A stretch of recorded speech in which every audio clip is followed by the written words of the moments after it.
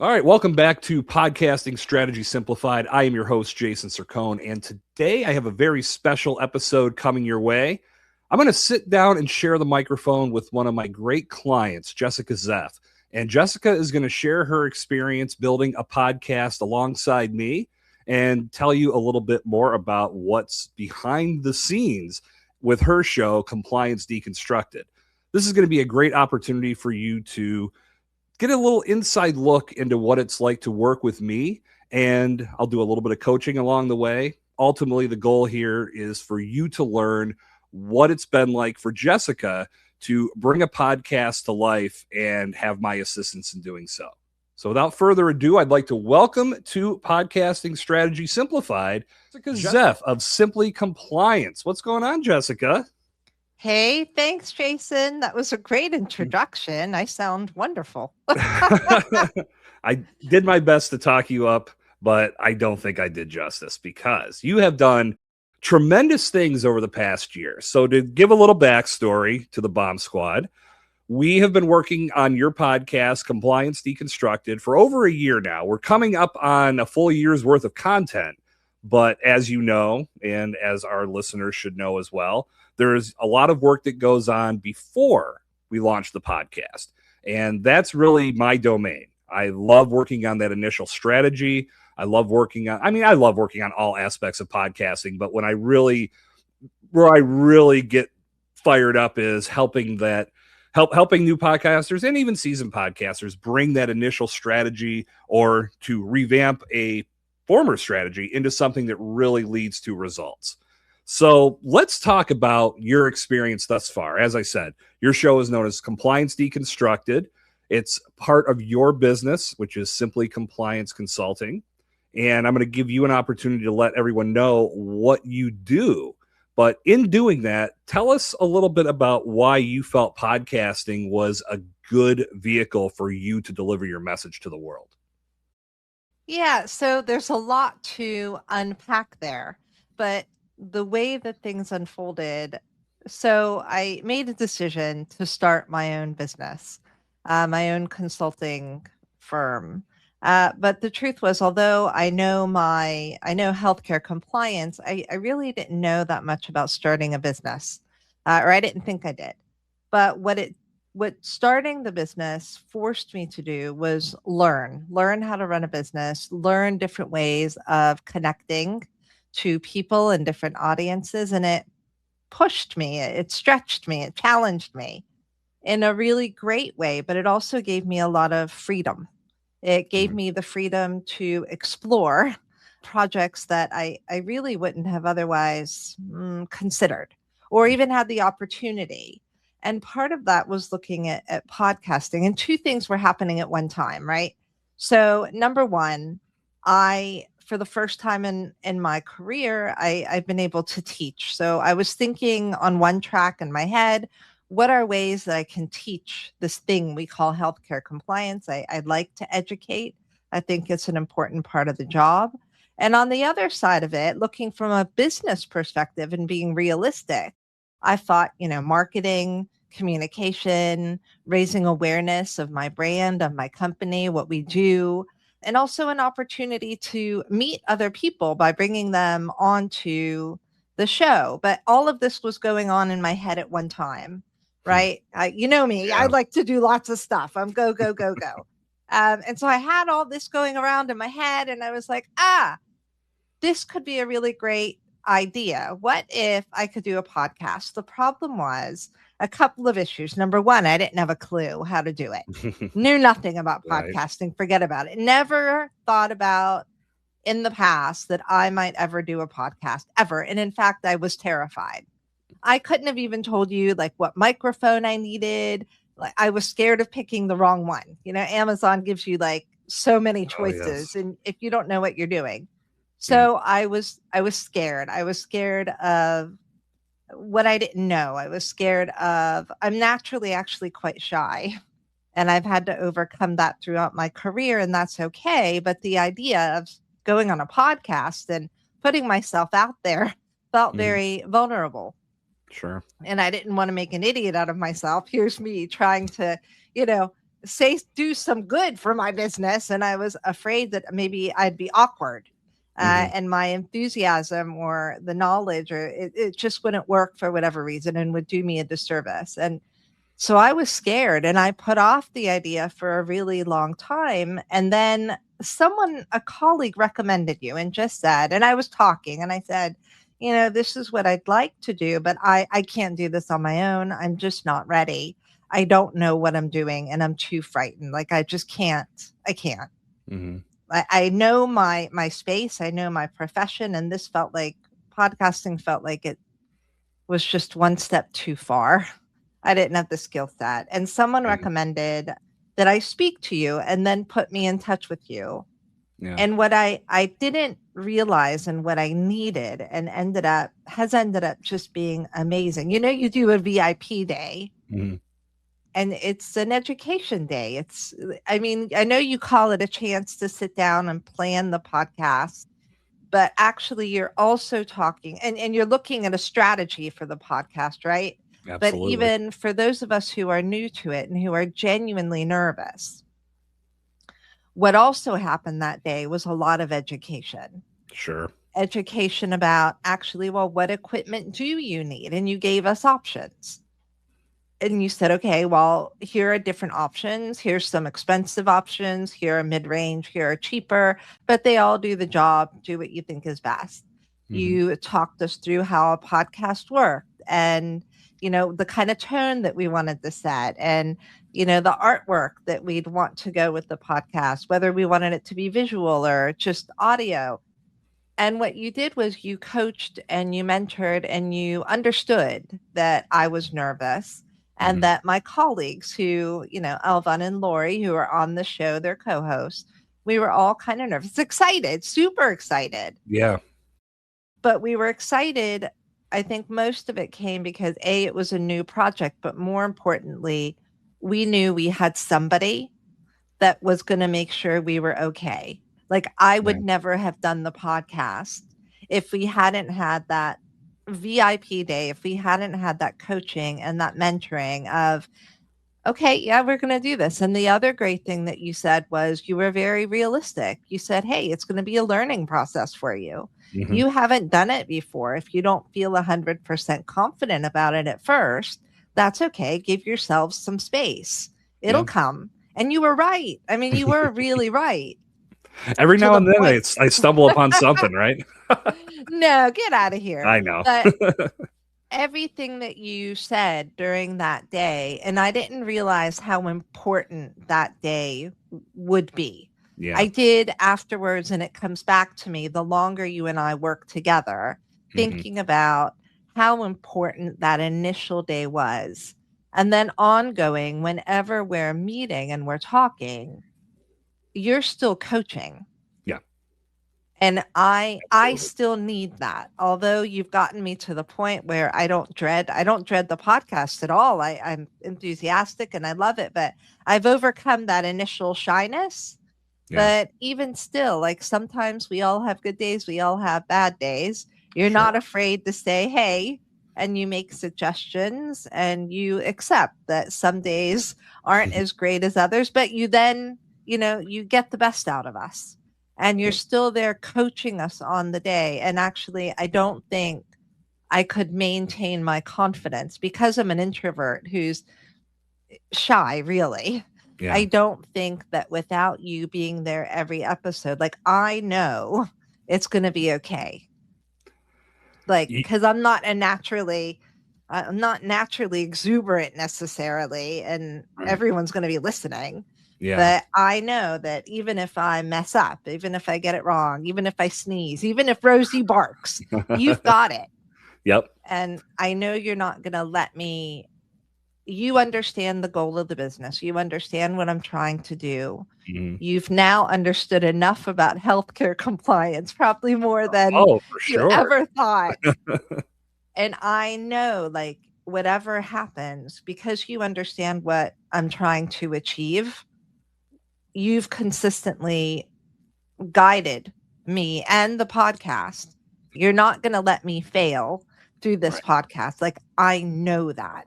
Yeah. I know I can get it seriously wrong You're going to help me fix it. It might be, okay, we're going to stop and start the conversation again. Or, hey, I need to edit this out. Or, Jessica, we got to talk. And I'm good with that. Like, I still need that. Yeah. And I think that's part of the process. You nailed so many of the feelings that I feel hold many people back. And that was really what motivated me to put together the comprehensive VIP day that I did, because I had actually learned that from one of my first clients. That it was I'll never forget, we were sitting at lunch and she said, there's just so much here, you just don't know what you don't know. And it's a very common saying, but I started thinking she's dead on. There is so much to this and so many moving pieces that to a new person, what I might take as, well, this seems pretty simple, they're taking it as, this is world changing new thing that I never, ever imagined I'd be doing. So that can be intimidating. So creating something that not only provided coaching, not only provided the mentoring, but literally broke down every single piece of that initial phase of creating, taking a podcast from idea to production to post-production to finally launching. It's a lot. But as I say when I wrap up my show, podcasting isn't easy, but it doesn't need to be complicated. And that's really what the VIP day brings out. One thing I want to point out to you, Jessica, I don't know if you remember this from our VIP day.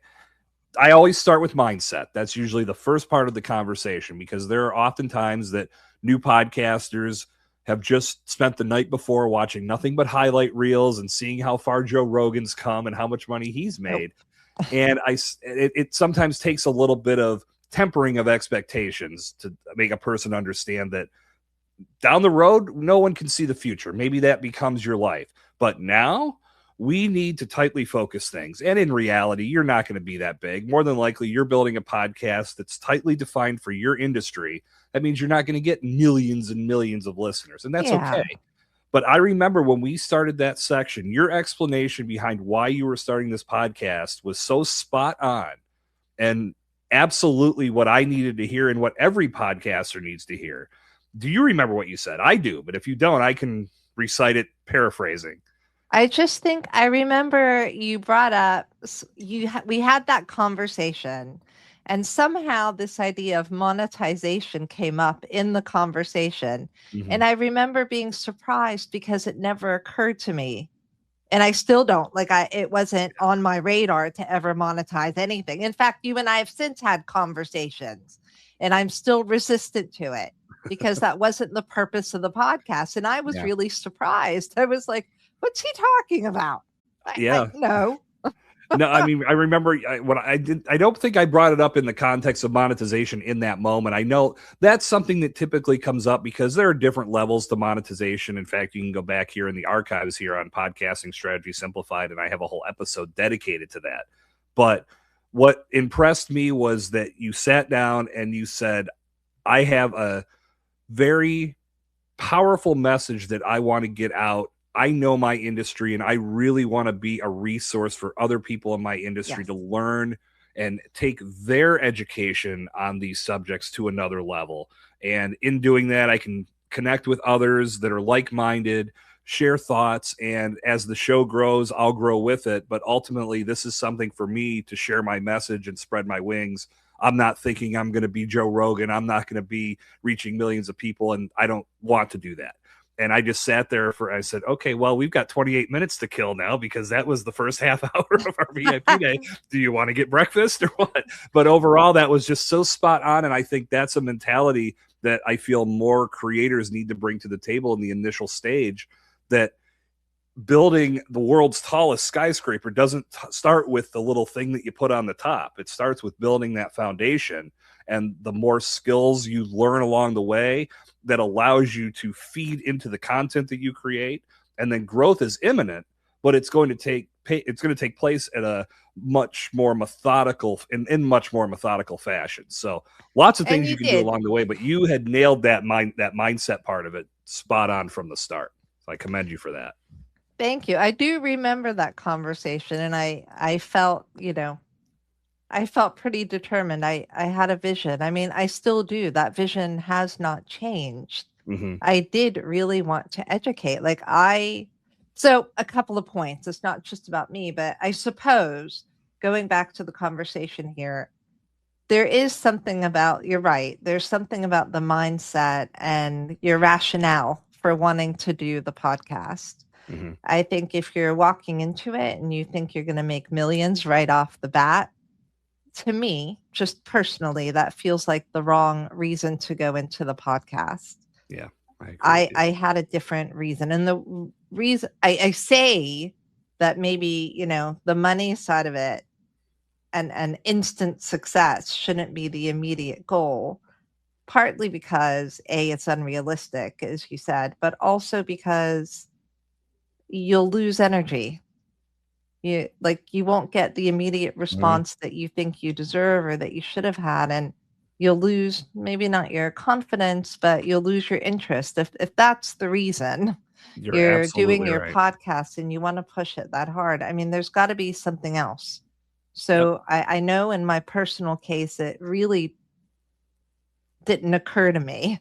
I wanted to educate, and I wanted a creative opportunity and an outlet Hmm. for doing that. So I suppose I was less interested in being, I wouldn't want to be Joe Rogan anyway, but I didn't necessarily want to be famous. I just wanted to connect with people and be real and give them a kind of experience that maybe an insight Hmm.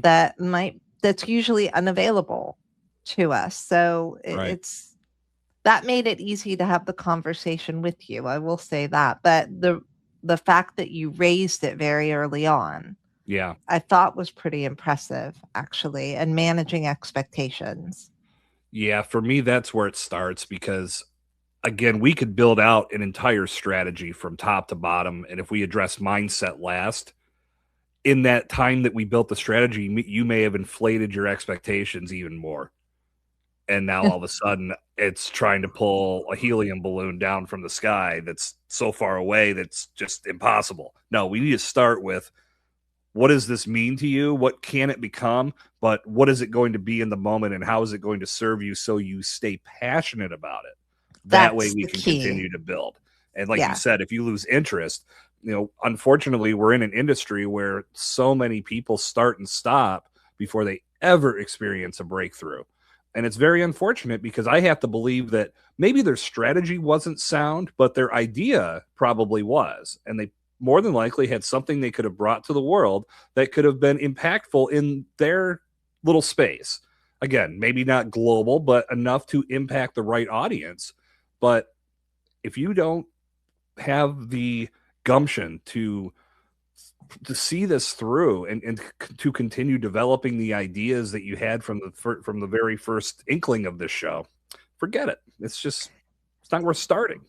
Well, that could be a little bit harsh because we've tried to have fun, right?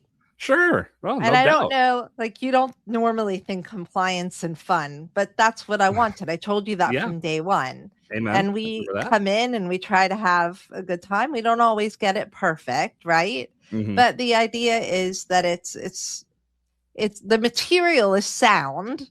Yeah. It's serious material, but the way that we present it, we're trying to have a good time, and that's what we want. I Yeah. think if you're coming into it and you think that the podcast is the end all be all, and you're very fixed in the way that you're podcasting, Yeah. I think that can be problematic. That takes a lot of energy. I mean, a podcast takes a lot of effort and energy from all the participants anyway. But if 100%. you're coming in and you're not committed or you don't have the enthusiasm, like your only goal is to grow. I'm not saying growing is bad or No. monetization is bad, like not at all. But if those are your only goals and you think you're going to get real quick, well, then actually the podcast probably isn't sustainable. And Not at all. that's a kind of mindset thing. But Yeah, part of 100%. that conversation was managing those expectations, and you continue to do it. Like, Yeah. that's one of the great things. It's not a one and done. Right. So we're always talking about, hey, is there an opportunity here? Do we need to tweak things? Do we need to adjust the strategy? Mhm. And you and I have had multiple conversations. And like I said, I still need that coaching, that Yeah. mentoring. You're an expert in this space. And I know that I can focus on my work. Like this to me is fun. I enjoy it. Even when it doesn't go perfectly, even when, I'm trying to pull the word, trying to pull material at the last minute or I'm late, um, even then, but it's still fun, Yeah. mostly because I know you're there, period. And there's so much work. We were talking about strategy, but actually, do you want to spend some time talking about the work that's involved Yeah. I around mean, the podcast? Because oh, for that's only a piece of it. yeah, no, that absolutely. No, I mean, and it really depends on, again, who you're working with. Some people do it themselves. Some people, like you, have a person like me who handles everything. And yeah, I am there's a not lot to doing it. it. There is no chance. No chance. I That's am okay. not that confident. It keeps me busy. That's a skill set in and of itself. I mean, it Yeah, it really is. is. And that's something that I often address too, because yeah, as you'll recall, part of the VIP day process is filling out a questionnaire. And one of the questions is, what is your production plan in regards to DIY or hiring an agency or working with a freelancer? What's your plan? And usually it's to determine, because if someone says, oh, I'm going to do it myself, like, okay, that's fine. Here's what you're in for. And I just want you to be aware that this is a new skill set you'll be developing alongside being a host and being a promoter for your content.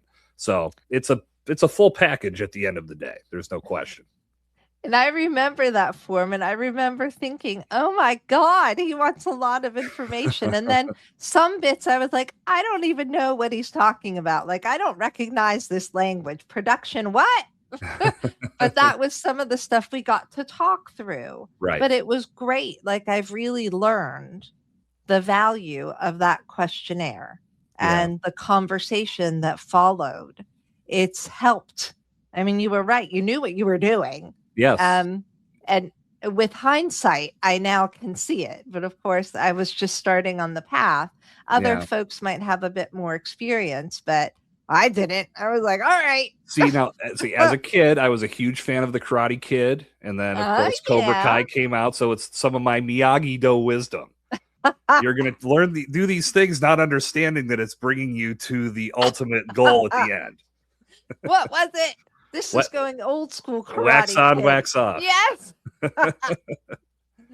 But I mean, I think, and that was another big lesson. I didn't realize how much work is involved in the behind the scenes. Mm-hmm. So there were a few things I didn't realize, but that I love. And I really do enjoy the process, right? Mm-hmm. So I didn't anticipate how much prep work would go into the podcast. So you don't just magically arrive and the words flow beautifully from your lips. Right. That's not how it works. And if you're doing a podcast as well with other people, you've got to do some planning, make sure everyone's aligned, make sure you have a focus on the episode and that everyone gets a chance to talk and is comfortable with the material.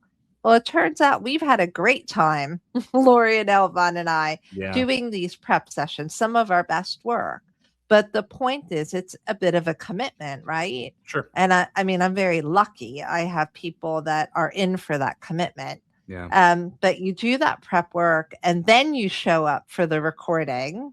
And that's, you're on. You don't want to sound stupid. It is absolutely a lot of fun. We have a great time, but there's no doubt you've got to make sure your microphone, your lighting, your noise. I've got a dog. For the record, all of you, Jason makes me put my dog in the basement because she's a real barker. Well, that's the thing. Unless you want a special guest on every episode barking the whole time, I have to make that suggestion for you. I love dogs. It was a strong arm suggestion, but I needed it. It's all good. Yes. I really mean it. I need Jason. And I'm totally teasing. It's wonderful. But the point is that, then you're on and you're doing the work of the podcast, right? Mm-hmm. And you get off and the three of you are like, ooh, that was a lot of energy, because you're passionate, you're excited, you're doing this. And then of course it's your turn, right? And I didn't appreciate the effort that goes into every step, but then there's the editing and there's the production and taking out any unnecessary sound. You can talk to this better than I do, but the point is you make it cohesive. You make the episode, you take out any extra unnecessary bits, you cough, a sneeze, you make sure that we keep to time. You find the great bits, then you pull out, little snippets that we can use to promote the episode. You've coached us on how to promote the episode and how to do all of these things. Yep. So there's such an amount of work that then follows, mostly from you at that point. Yeah. And then having a blog that goes with the podcast and, having me, review the blog. But my point is you're also checking in. So you're doing all of this work after we record. And then you're still working with me to say, okay, is this blog? Is this appropriate? What's the title? How does this sound? How does this look? Yeah. We're going to, release it on such and such a date. Are you okay with it? So there's that effort and that support consistently throughout the whole process. Mm-hmm. And I guess that has a lot to do with why I have so much confidence in you. Because you've always been that kind of consistent from A all the way to Z.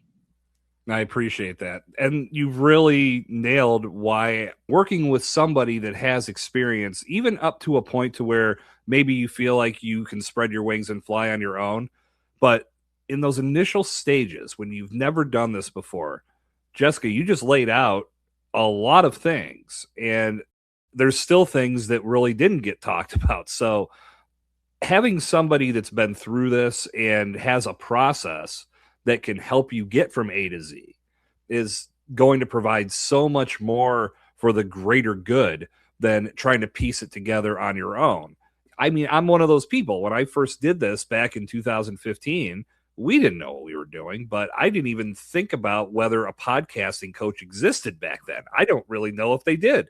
I never looked. Now, when people ask, that's usually the first thing I say. If I could go back, not that I'm upset about how things unfolded. I think they needed to unfold the way that they did. Yeah. But overall, I would say if there was someone that had years of experience that I could tap into and maybe hire them as a coach for my first few months or bring them along for the whole ride, I would much rather do that because I know they're going to get me closer to that objective that I have versus trying to throw darts in the dark and hope they hit the bullseye. So I think there's a lot to it for sure. It's a skill set like any other. You wouldn't jump into any other field without doing some learning or education or coaching or mentoring, whatever you want to call it. For me, this sits so far outside of my skill set and my interest. I don't really have the patience for it. I mean, and we all have our areas of expertise and what we're interested in. I wanted a creative outlet. I wanted a personal challenge. I wanted something that would let me be creative. I wanted something that could be dynamic.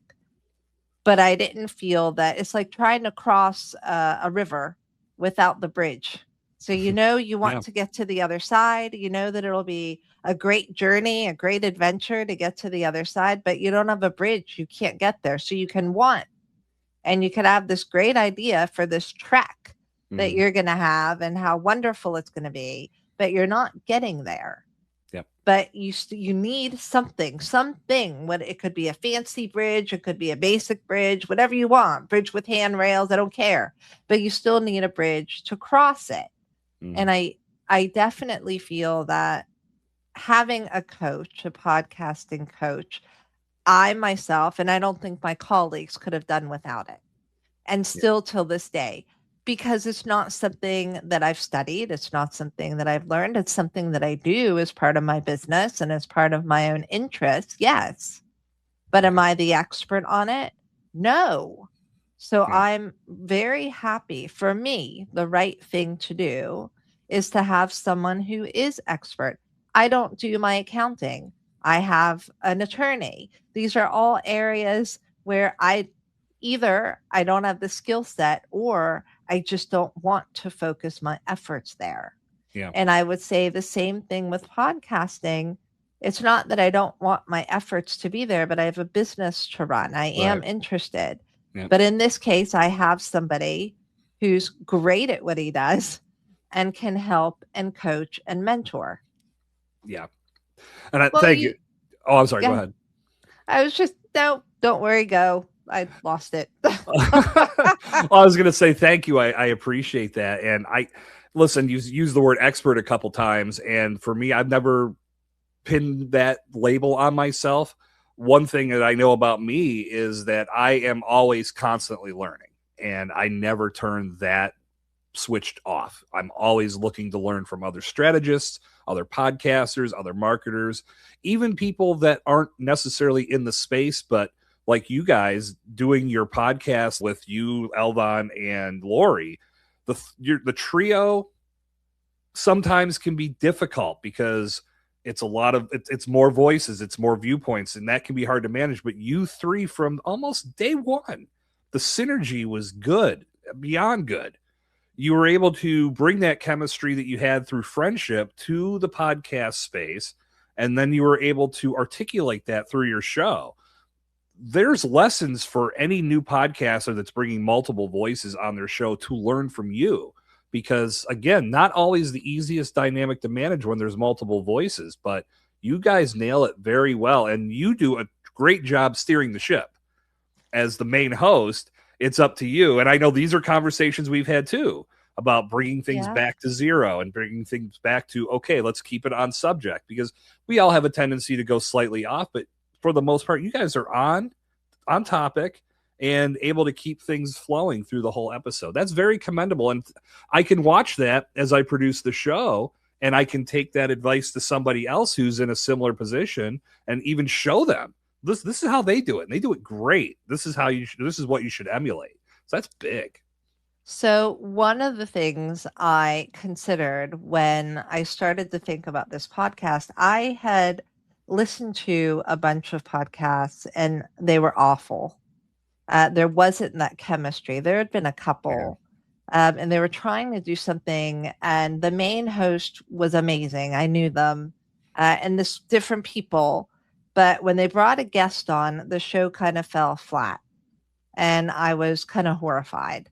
Yeah. So I'd say, that can happen. You need to think very carefully about who's on the show with you because they're kind of representing you.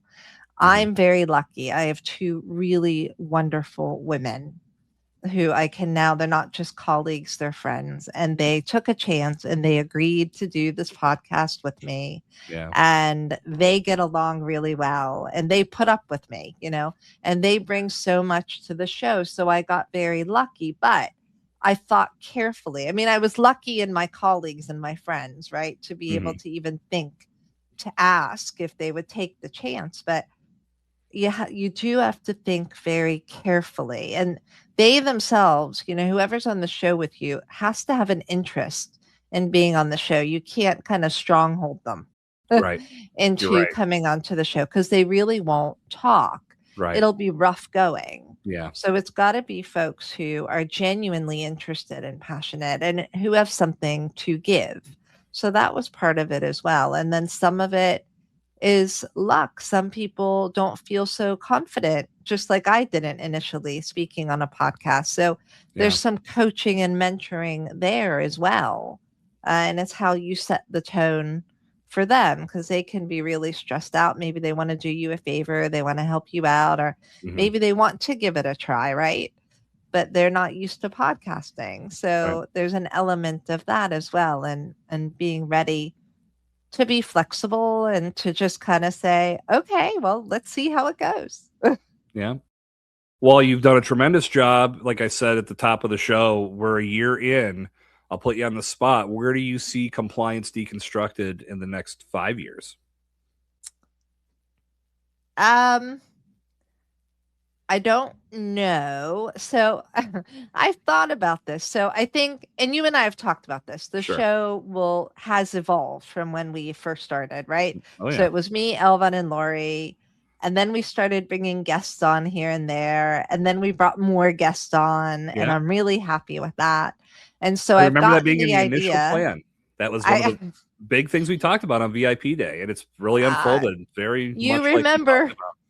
You remember more than I do then. Steel trap. But but I mean it's you and I just talked about this a week or two ago. I mean, it's really evolved and you start to think, okay, well, do we do more podcast episodes? Do we stay the same? Do we change it up? And I don't know yet what the future holds. I'd like to keep running the podcast. I think at the moment we've got so many different topics and so many guests lined up. Yeah. And I honestly don't know yet how to change it up. I'm not there yet. You know, Lori or Elvon might say, Jessica, we've had enough. We're done, which will be a horrible day indeed. So don't think about it, ladies, if you're listening to this. There's a lesson to learn there too. You're not trying to reinvent the wheel after just a year. You're still, in a lot of ways, building that foundation. Compliance Deconstructed is a bi-weekly podcast where, as you and I sit and talk today, I think the 23rd episode just went live this morning. It was this morning, so that's cool. Okay, yeah. Also, a nice coincidence that I did. Go, Jason. Go, Jason. But overall, there's still a lot to do, and I think that the addition of guests has brought a new layer to the show, and it could continue to evolve from there. So I think with what we've got in place, you're still honing that craft and developing that skill set. I've been very strong in saying stay the course because what you're doing is working and it's coming together nicely, and we'll see where things go over the course of 2026 and 2027 and beyond. Yeah. I This is mean, the as long you as know, we're having fun, and at the moment, yeah, I mean, we really are, and we're more confident than when we started. We've learned a lot of 100%. lessons. We've Yes. gotten better at our prep. You know, Yep. we've put something in writing so that we can all follow it, you know, during the show, or we can go off course. We've Mhm. become more confident talking. We've become more confident with guests. We've overall just become more confident. But my view of it is as long as we're still having fun with the show, as long as there are topics to Mhm. talk about and we stay passionate about it, then yeah, I'll continue the show and I won't change something unless I think that actually there's a need or there's another element that we want to bring into the show. Yep.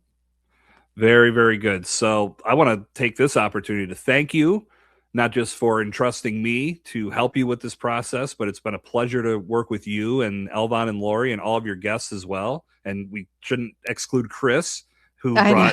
brought us together. We I absolutely have to know. give Chris a plug here too. It's been great to Yay! work with this entire crew, and I'm just thankful for that opportunity.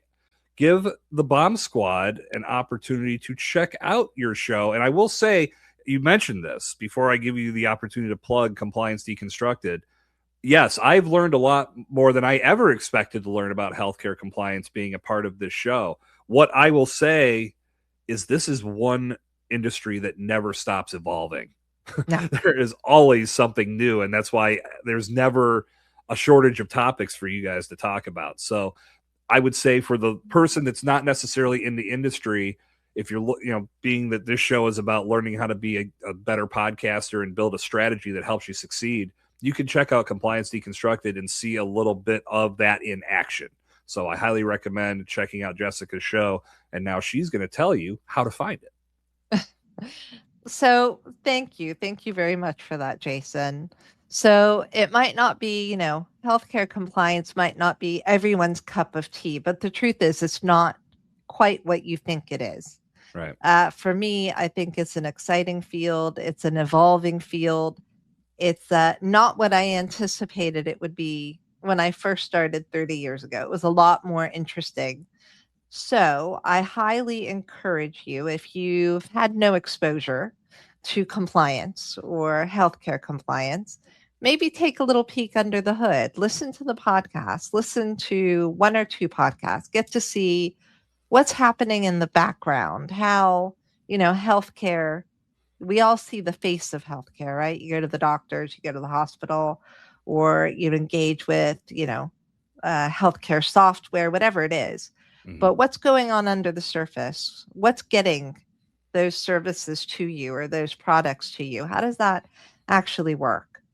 So have a look. There's Compliance Deconstructed. You can find it on my website. Is this what you wanted me to do, Jason? Yes, it is. Okay. One good link. That's usually my lesson. We have one good call to action. So where's the best place to connect to the show? So the best place to connect, I don't know. You know that because you do it. I'm testing you. I don't know. YouTube, my website. Oh no, LinkedIn. Yeah, I would say we've got the podcast set up on simplycomplianceconsulting.com. That's a great place to go.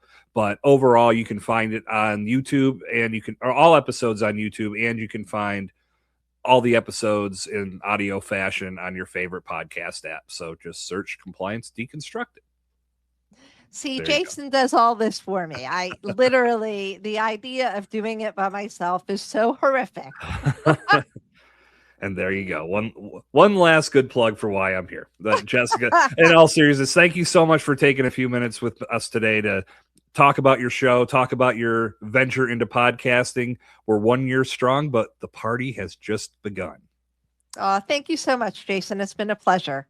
All right, Bomb Squad, thank you very much for tuning into this episode of Podcasting Strategy Simplified. My name is Jason Sircone. Until our paths cross again on the very next episode, remember, podcasting isn't easy, but it doesn't need to be complicated. I'll see you next time.